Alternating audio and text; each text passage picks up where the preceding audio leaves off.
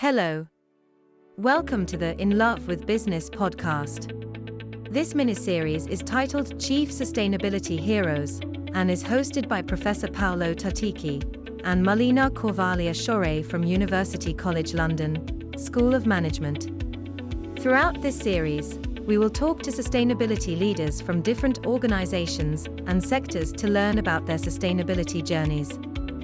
We will ask them about their career paths, the challenges they encountered in implementing complex strategies of sustainable transformation, and what inspired them along the way. We will also ask what advice they would offer to aspiring chief sustainability officers. Enjoy the episode. In today's episode, we welcome Ernesto Ciorra, and I'm very happy to have Ernesto as a guest in this show, not only because he's a sustainability leader and a sustainability hero, but also because he's a friend. So that makes it, I guess, a special guest, a very special one for me and for this show. Ernesto is a sustainability and innovation expert, a business leader, and an advisory board member today. He has got more than 20 years of experience working in innovation and sustainability. He began his career in consulting with Busak and Associati. In 2003, he founded Arts et Inventio, an innovation consulting firm based in Italy that he later first merged and then sold. As a consultant, Ernesto has supported the planning of the Chief Innovation Officer function in leading firms around the world, including Nokia, Telecom Italia, and Unilever, just to name a few. And not enough, he came up with many innovative ideas, including the first navigation system in a mobile phone, which he invented in 2003. I guess that's something to be proud of, Ernesto. In 2014, he became Chief Innovability Officer, where innovability, and we are going to discuss this today, stands for the combination of innovation and sustainability. So Chief Innovability Officer of the Enel Group and the General Manager of the Enel Foundation, a role he had until basically 2023, and is definitely recognized as the godfather of this concept of open innovability, a concept and a function that brings together, this idea of merging and leveraging expertise in innovation, technology, and sustainability, and top business schools around the world, the top universities from UCL to Harvard, Berkeley to INSEAD, and LBS have wrote case studies on his work. Today is an active board member. He lectures in top universities and is definitely someone very passionate about sustainability and the role innovation plays for sustainability. So Ernesto, it's truly a pleasure to have you. Thank you very much for your time. Thanks, Paolo. Thanks, Melina, for inviting me. Thank you. Welcome. So I guess I tried to shorten your biography, and that wasn't easy. But can you tell us a little bit more, Ernest, about your background and how you actually ended up, being a leader in this space that connects innovation and sustainability in both technology and energy sectors? I earned the first money in my life reading poems. The poems that I wrote when I was 21 years old. So you've forgotten to mention probably one of the most important part of my biography. I'm a writer. I'm a curious person. When I met many years ago a very famous poet, Allen Ginsberg, we were in Via Torino in Milan, and I had to pick him up. And I asked him, "Oh, are you the poet?" And he was very, very serious, looking at me, says, "I'm one of them." What do you mean?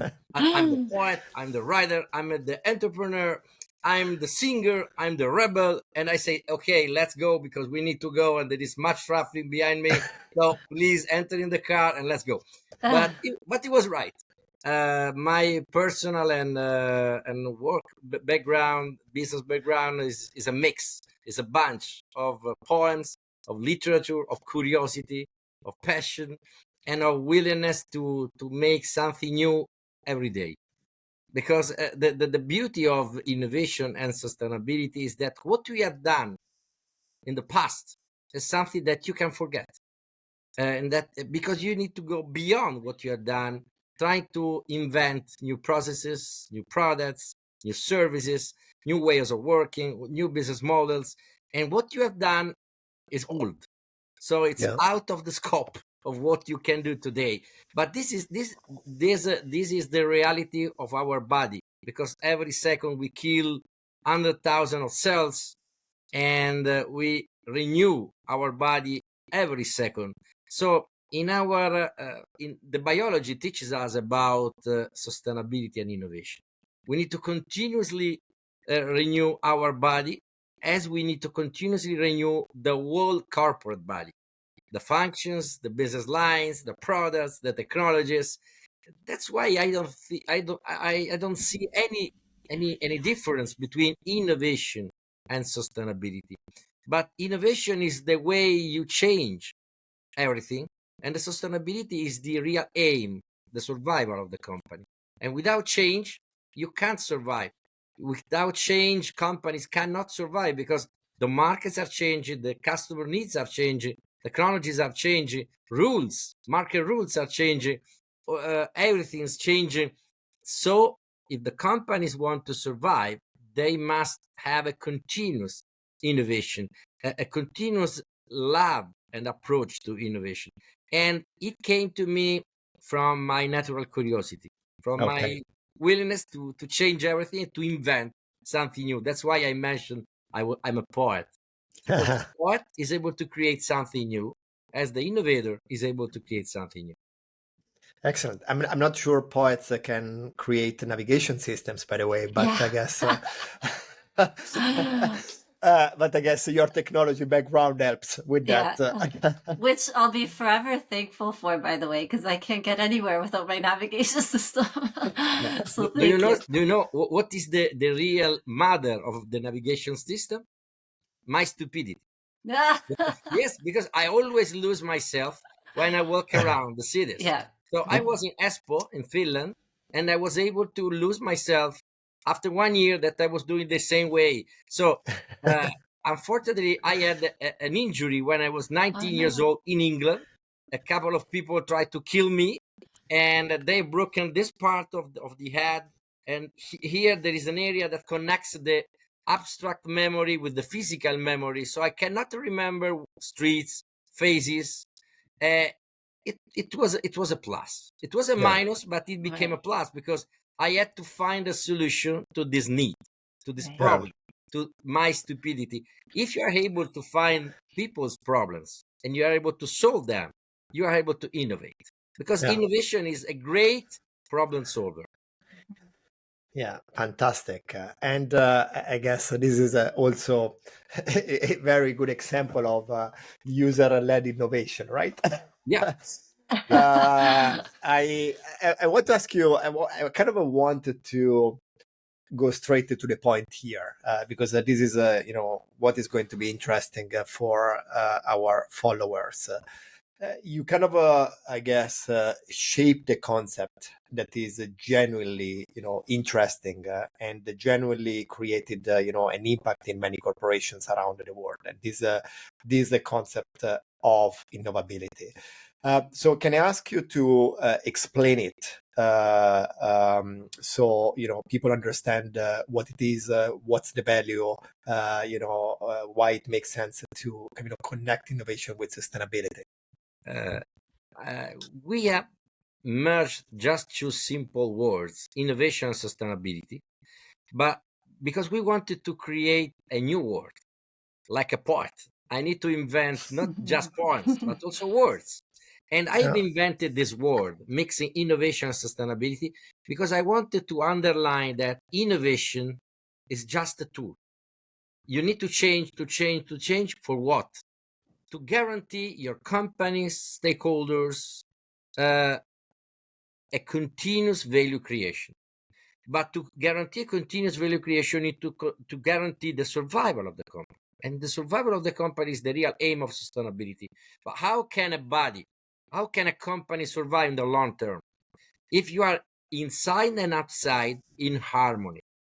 If you every day get drugs, beer, wine, and all the potential enemies of your body, you will not survive in the long term.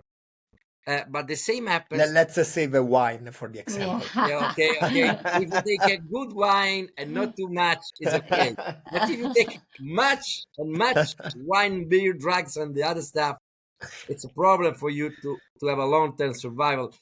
But if you are able to get also wine and beer and the other stuff in harmony with the right quantity, with balancing what you eat and what you drink, and having a normal consumption of these products, the same that can happen to companies. If you have a normal turnover, if you have a normal relationship with the communities, if you have a value creation, an approach of shared value creation with communities, with stakeholders, with your employees, you are able to have a long-term survival. But you can't have if you are not able to open your heart and your brains to people who are outside your companies. Because people outside can provide you with the right ideas, with the right proposals, with the new business models, the new products, the new services, the new technologies that you are going to adopt. So if you're able to combine this attitude to listen, to learn, to be humble, and to be curious, innovating everything in your company, not just the products, not just the technologies, but everything, including the culture, that is the most powerful weapon that CEOs have. If you are able to innovate everything, you will be able to have a continuous sustainable competitive advantage, not just based on your products, but based on relationship that you are able to establish with communities, with customers, with employees, with shareholders. And this is what we call innovability. Innovation aimed at creating a more sustainable company and a more sustainable world. That's fantastic. And I guess can you share an example of like a tangible I don't know product or service that over the years, for example, you created that was innovative and was really thanks to this unique combination of bringing together people with a certain capability and with a certain objective in mind? I could mention several ones. The first that I already mentioned is the navigation system in a mobile phone. It's useful for people wherever you are, and thanks to your mobile phone, you can navigate and you can go around cities that you don't know, and it's easier for you to have a normal journey in the cities. But if I think to other products and services, we were looking for ideas for electric cars, and a person living on a wheelchair proposed us to transform our infrastructures that are aimed at recharging the cars, transforming them into new infrastructures to be able to recharge electric wheelchairs. So we have invented a product that has been awarded at the Consumer Electronics Show in Las Vegas as the most innovative and sustainable in the world in 2020, on January 2020. And it came from an idea of a startup, Andrea De Paolo, a person on a wheelchair. He had this need. You could say, hey, this is just sustainability. This is just proposing a product or using a product with a different purpose, no? But this is not just sustainability. This is business, because thanks to this product, we have won many tenders issued by municipalities because we were the unique provider of such device that is an adapter just a simple adapter, 50, 60 pound cost adapter that is able to allow that allows people with wheelchairs to use electric poles to recharge their wheelchairs. So it became a source of a competitive advantage. I can tell you another example. We had many litigations with communities in Chile, in Peru, in South Africa, because we had the rights to build up big plants, big hydroelectric plants, devastating sacred valleys or invading sacred areas and asking people to delocalize, asking the government to delocalize such communities. We had the rights. We had these rights as an heritage from the past top management of Enel. We say we don't want to make this. This is not sustainable if you look at the social conflicts that you are going to create. So we asked the governors, and in Chile, in Peru, and in South Africa, to transform these rights into new rights to build up small plants involving those communities as cleaners, as workers, hiring many people from these communities, using part of the profits to build up schools, hospitals for these people, not asking them to leave their original areas, but asking them to stay there, having a better social conditions, having a job, having education for their children, having hospitals for themselves, and helping them to create with us a shared value. What we have achieved, a continuous improvement in terms of profit, in terms of margins, in terms of credibility of those countries, and also we have closed any conflict with Greenpeace, that after that has understood what we were doing, giving up these big hydroelectric plants and transforming them into small solar plants involving communities, respecting the environment, respecting the social rights. They have become an ally of us.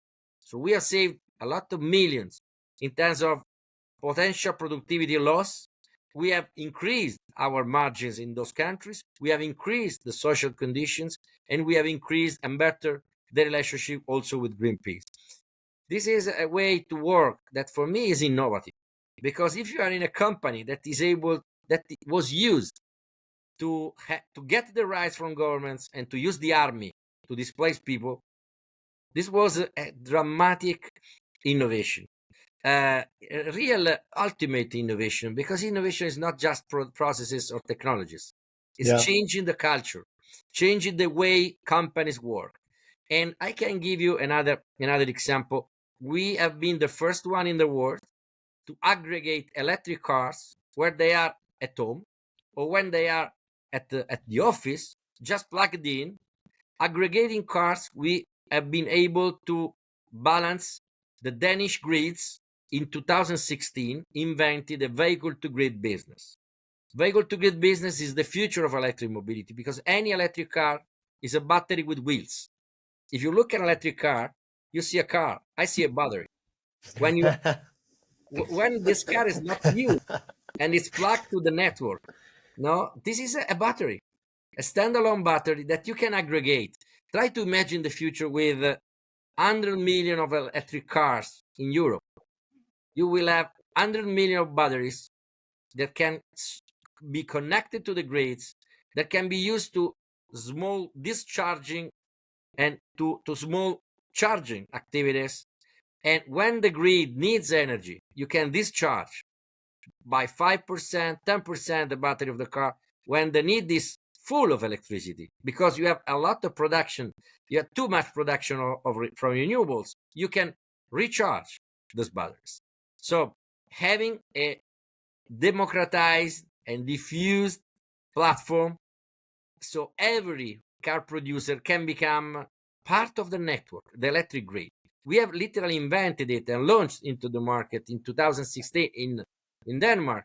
It has become a standard that many companies are adopting now. And I think this is the future. Why we have done it? Why have we done it? Because we wanted to create an innovation that was able to better the quality of people with an electric car, the cost of electricity, because thanks to this service, we could even give you electricity for free. Because we use your battery and you use my electricity. So it's a way to compensate your battery, providing you with the electricity. And also it's a way to increase the diffusion of electric cars. And it's a way to democratize the balancing services. And it's a way to avoid that, as today it happens, production plant, energy production plants fueled with fossil fuels, coal, the majority are fueled with coal, provide balancing services or baseload services. You could provide even a baseload service using electric cars. This is another example. These are very good examples. And Melina, in finance, you have studied another example, because we were considered an utility, just an utility from American newspapers. That is to say, not a very innovative company, because they think that the utilities are not innovative in US, and an utility from what I could call the third world, referring to Italy, because in their mind, Italians are not the leaders of digital innovation, and we have, or the finance innovation, and we have literally invented the first SDG-linked bond that you have studied in your wonderful business case. And the SDG-linked bond is a way to link your current strategy and your future strategy to real, measurable, concrete, sustainable results and targets. We have understood that we wanted to issue new bonds, invent these new bonds, linking our sustainability strategy with, obviously with the right metrics, with our ability to be more sustainable. And we wanted to save money. We wanted to save 20, 25 base points. So when we launched this new bond in 2019 on September, we raised more than $2.5 billion in United States, and we saved 25 base points. And people were surprised, and Forbes issued an article saying, how could this company from the energy sector, and even from Italy, they are very well known for pizza, for being great artisan, fashion makers, but not for being innovators in finance. And they have created a revolution, a disruption in sustainable finance at global level. Today, this bond that we have invented, the global value of this bond is larger than 300 billion at global level. So the global market is more than 300 billion. So we wanted to make something that was innovative and that was able to demonstrate and to measure our sustainability. Because if you are more sustainable, you are less risky. If you are less risky, you need to pay less interest rates. This was the reason why we have invented it.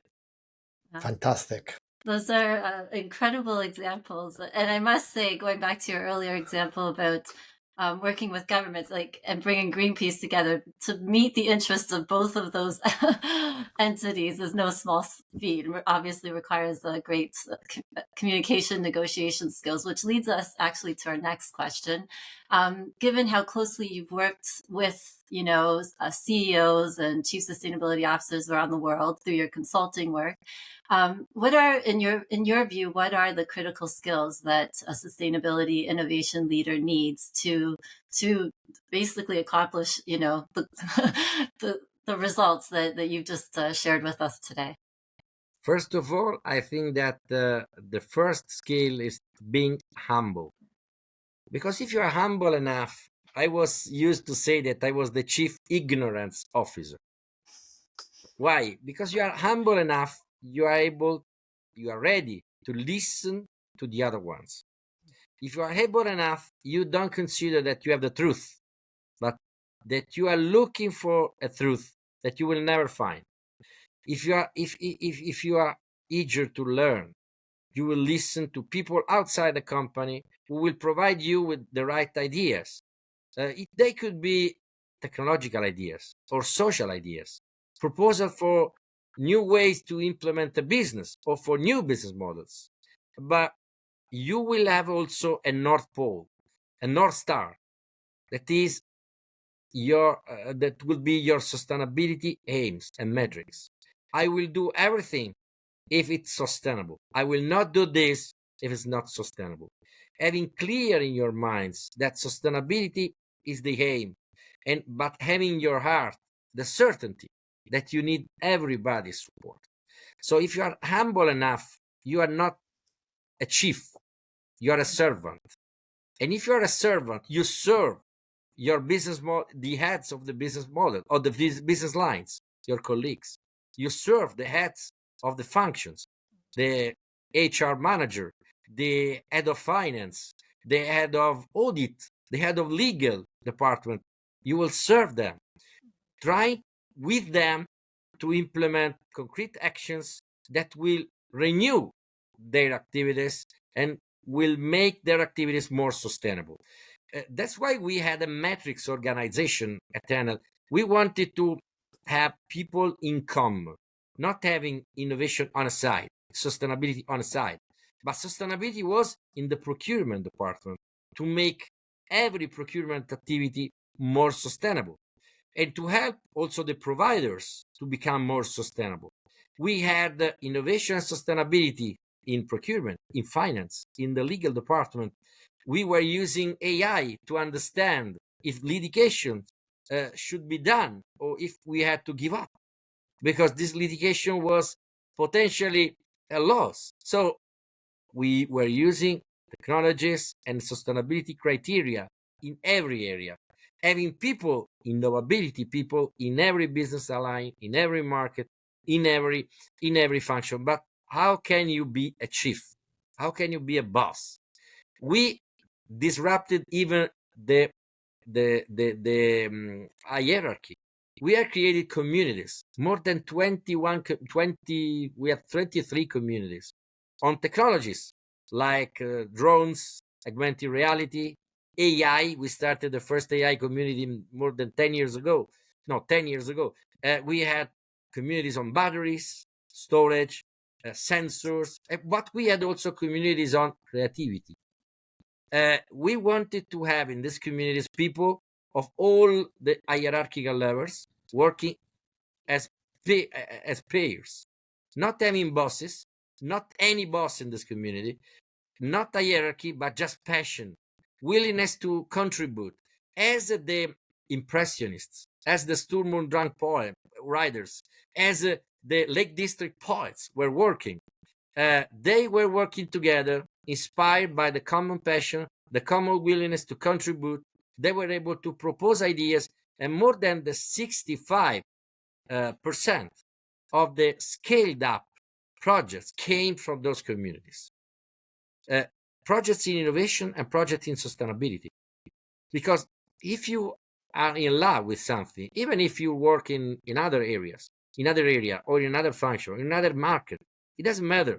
If you are in love with this technology or with this topic, you can be part, you can leave whenever you want, you can go in whenever you want, you can auto-organize yourself. But obviously, when we have to implement a project, we need to check if there are the economic and also SDG criteria.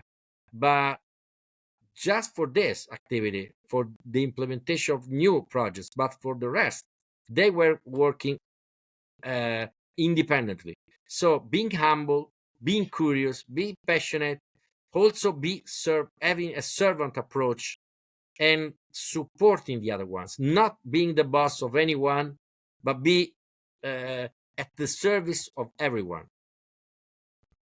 Those are all great skills, and for sure they combine the soft side as well as the technical side. It sounds like of the role, and yeah. There are tech people much more expert than me every day. In a company like Enel, you have many hundreds of PhDs. Each of them has spent his entire life on a specific content. how could I be better than them? I want to share with you something. I never took any technological decision without asking the right people with the right knowledge, and I follow his judgment.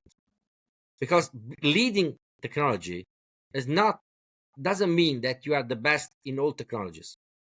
It means that you are able to create the right ecosystem where the best people are able to do their best. So if you ask Maradona has been the best soccer players in the world, but he was not the best trainer. So being the best scientist in the quantum computing doesn't mean that you are able to manage the best quantum computing team. They are just different skills.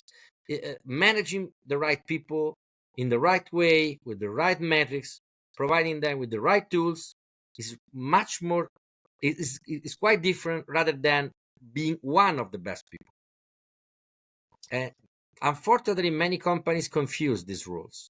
They think that a tech expert can be a great manager of tech people. But Steve Jobs was not a tech expert. The expert was Wozniak. Bill Gates was not a tech expert. The expert was his friend and is the co-founder of Microsoft. Right. And also Elon Musk. Elon Musk is a great digital expert, but is not an expert of engines, of cars. But he is the owner of the company with the largest capitalization in the automotive industry. And if you need to get other 68 companies, combining all of them, you have the market cap of Tesla from the second to the 68 all together. And he's not a tech expert, but he's able to motivate, to involve, and to manage the tech experts. Right. So it's knowing what you know and knowing what you don't know is key to the role as well. And just to build on that, so based on your experience in working with so many different leaders around the world, you obviously hear and see different perspectives about, what's important and what are the priorities when it comes to sustainable transformation. So can you share with us what some of those different perspectives are, depending on, the different regions and what those priorities may be? I have worked with people from South Africa, from Australia, from Finland, from South America, and North America. And the beauty of this is that they are different. Also from India, they are different, and it's amazing. I give you this example that it refers to sustainability. When we had the pandemic, the COVID-19 exploded, we wanted to protect our people. Okay. But on the side, we wanted to have all of them at home. On the other side, we knew that people supporting our grids, the electric grids, should be out of home because they had to support the grids of the hospitals. Because you can imagine that hospitals are not usually high users of electricity. But when you have all the hospital full, when you are in the middle of the pandemic and you have the intensive therapy crowded of people, the hospital needs a lot of energy. And failure is not admitted, because if you cut the energy after 3-4 hours, the diesel generator expire their autonomy and people die. Many people die. So we had to send many people on supporting the hospitals out of their homes at risk. They could even go inside the hospitals. You can imagine, in the middle of the pandemic. So we asked them, hey, if you provide me with just simple information, I don't want to know what kind of health problem you have, but just if you have if you are diabetic, or if you had atrial fibrillation, or had a comorbidity, unfortunately, please tell us, and we will protect you more than the other ones. We will not send you into an hospital, okay? Because we want to protect you, because unfortunately, with COVID and atrial fibrillation, the risk of death is much higher than just with COVID.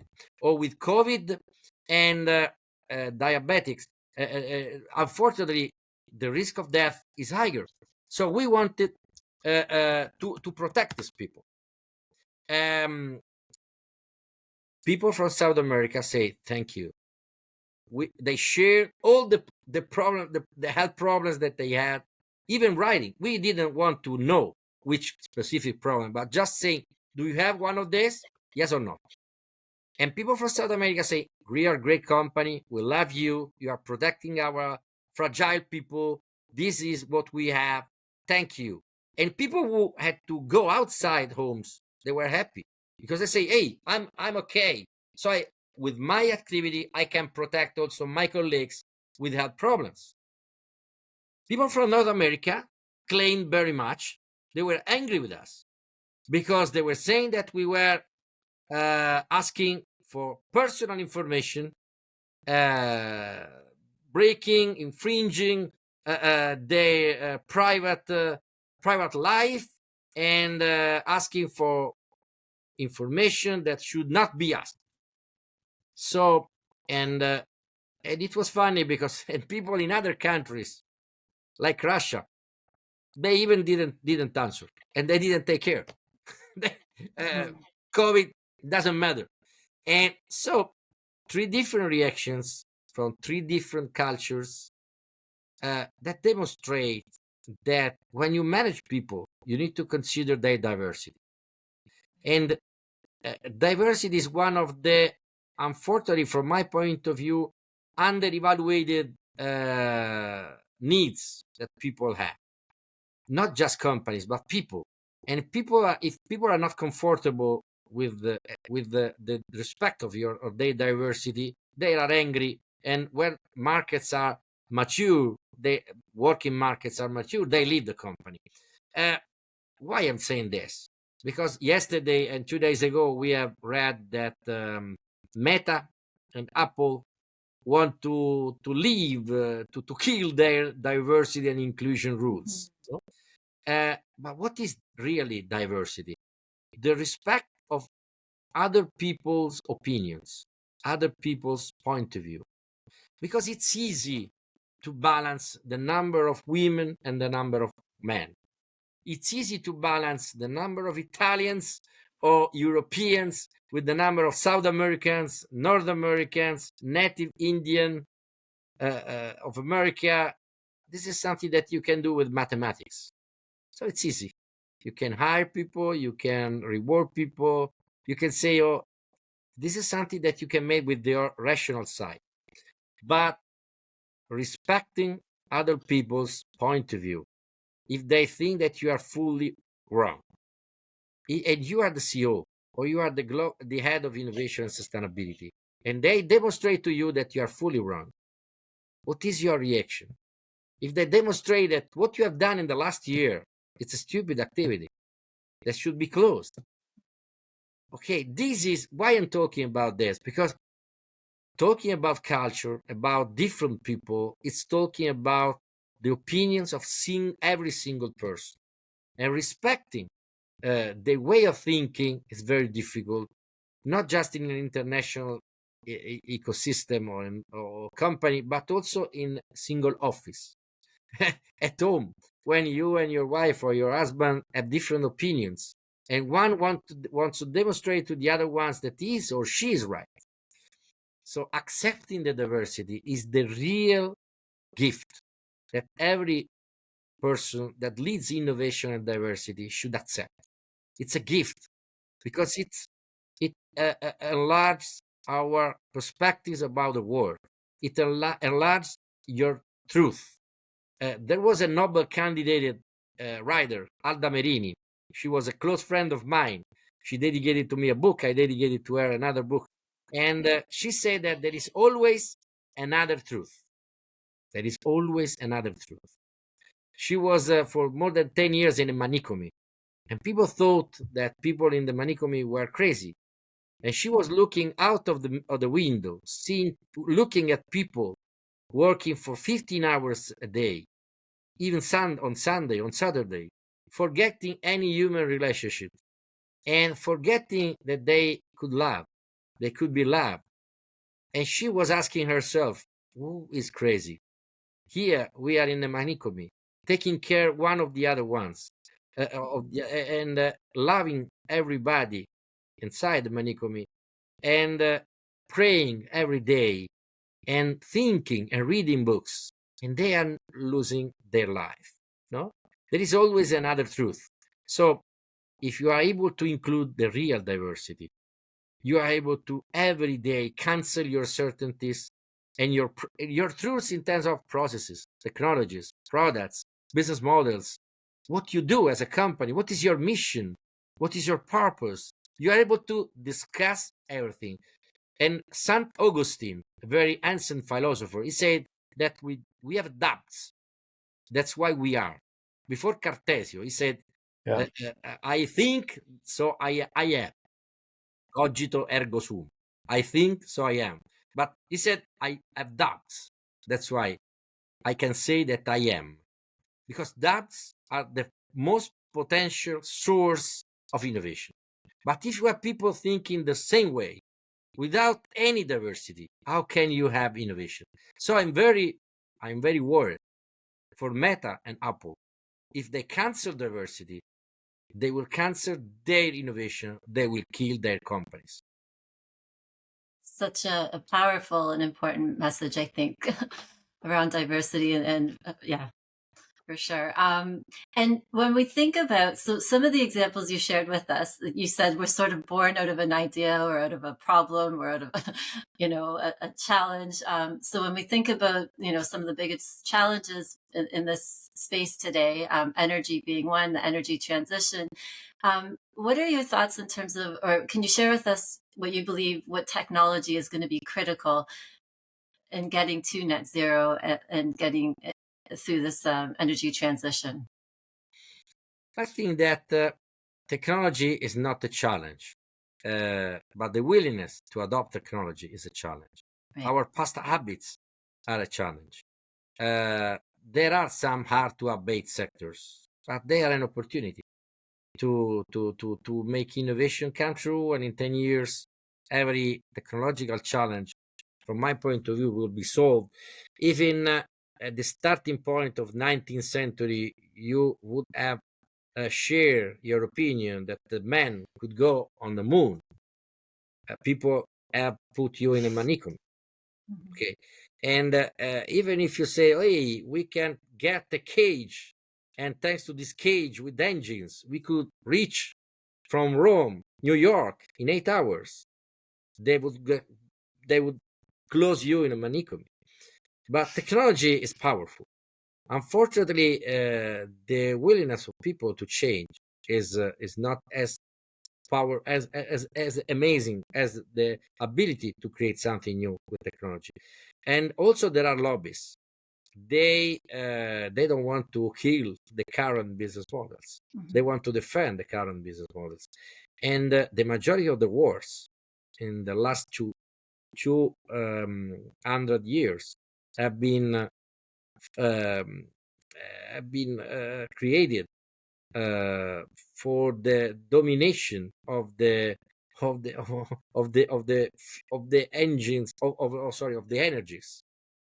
Unfortunately, of the raw materials, of the precious materials, and of the sources of energy. Now, you know that Trump wants to get the Groenlandia. Why? Because there are great fossil fuels potential exploitation areas. No, so he wants to get Groenlandia, and also why Putin wants to get Ukraine and the Donbas. That is one of the largest. It's one of the areas with the best lithium mines in the world. So if you're able to use the sun and the wind and the water, unfortunately for them, any country can do it. Any country have rain, more or less. Mm-hmm. If they have not much rain, they have much sun. Mm-hmm. and there is wind also, and you are not you cannot fight to get the wind or to get the sun and to get the water. So it's a potential. This energy revolution is a potential revolution for the whole mankind, aimed at creating a better, more sustainable world. But obviously, people who make money with these sources of energy, they don't want to give you use for free the sun and the wind. As you said, you need the well. Yeah, yeah. And Ernesto, I guess one final question for you, and the topic I would like to discuss with you is leadership and responsible leadership and visionary leadership. Well, I guess during your career, you kind of met and work with some amazing people. You were in a team with the young Steve Jobs. You worked. At Enel with a leader of the caliber of Francesco Starace. So I guess, when you think about these leaders, I guess, first of all, what a visionary leader looks like and what it means to be a responsible leader. Can you try to define these two things for us? I think that being a responsible leader means taking care about having the right people and diverse people. Francesco Starace had a first line of people very, very, very different. Some people with a rational side very strong, some people with more creative approach, other people with the typical engineer, straightforward way of thinking, other people with specific knowledge on the energy sector, and the other ones with a broader vision, not focused on the energy sector. I think that the genius of Starace is a smart person, is a great person, but he's much more than a great leader. He's a leader who is able to get the best from diverse people. And the same I've seen with Mauro Sentinelli. Mauro Sentinelli is less famous of Steve Jobs, but he's probably had an impact on the humanity like Steve Jobs. He has literally invented the mobile phones, the mobile phone industry.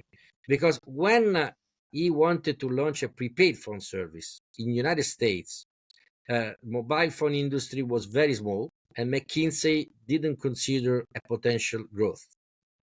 Because at that time, if you had a mobile phone, you had to pay for the phone calls that you were receiving.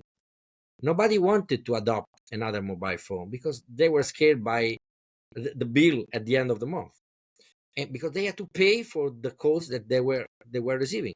And he has invented a new way to commercialize, to make it popular.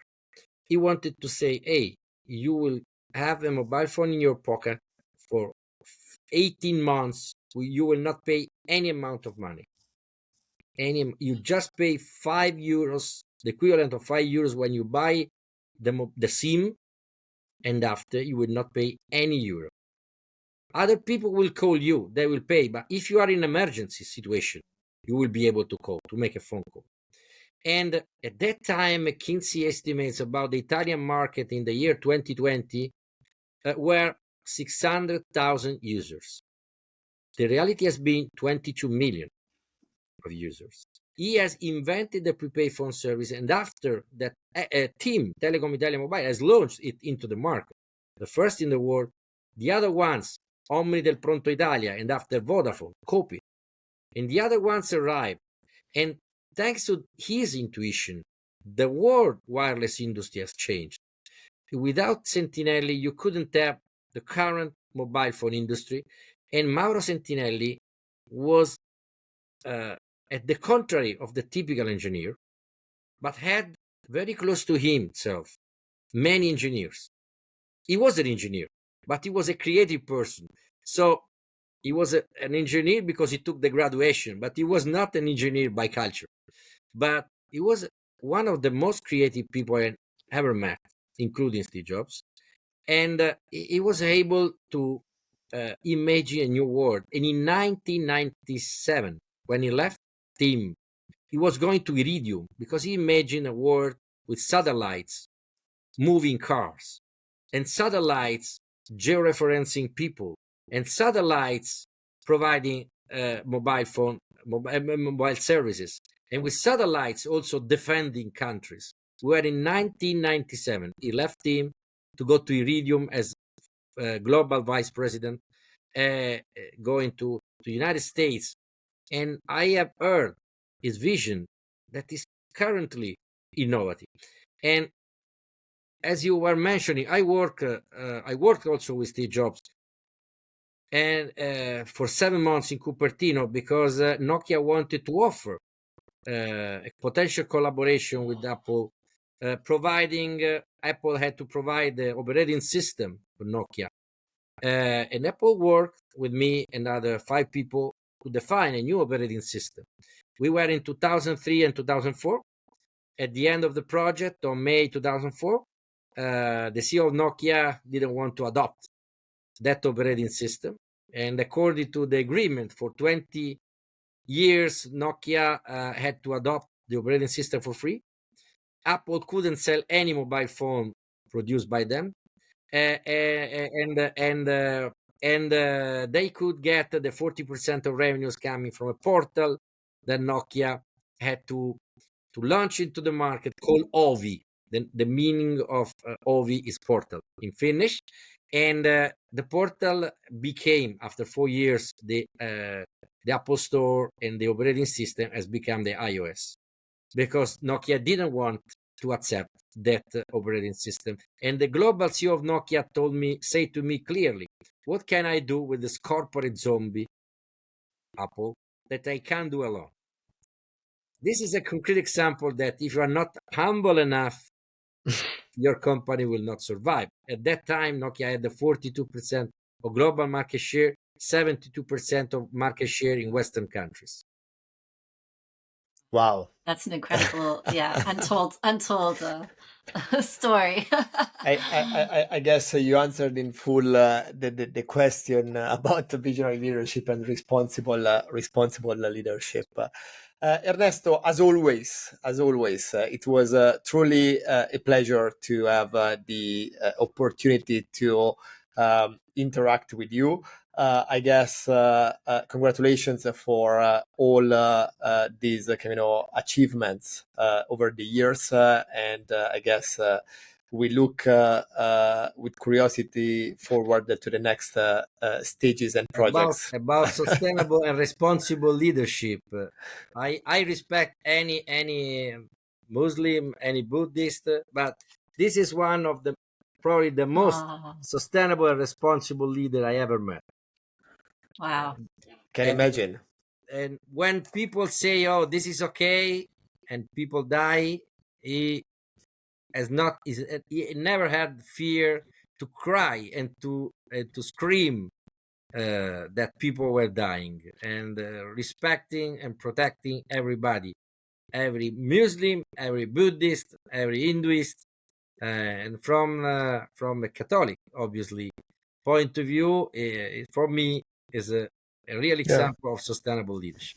And for those who might be listening and not watching, Ernesto just shared with us a photo of him meeting Pope Francis. So that's pretty amazing. Yeah. Pretty amazing. Yeah, pretty amazing. Another pretty amazing meeting. Yes, exactly. Yeah. That deserves its own another show. Another show, exactly. Thank you very much, Ernesto. Thank you very much, Melina and Paolo. Thanks. Thank you for listening to this episode. If you enjoyed this discussion, we invite you to like and share this episode on your social media. Enjoy the rest of your day.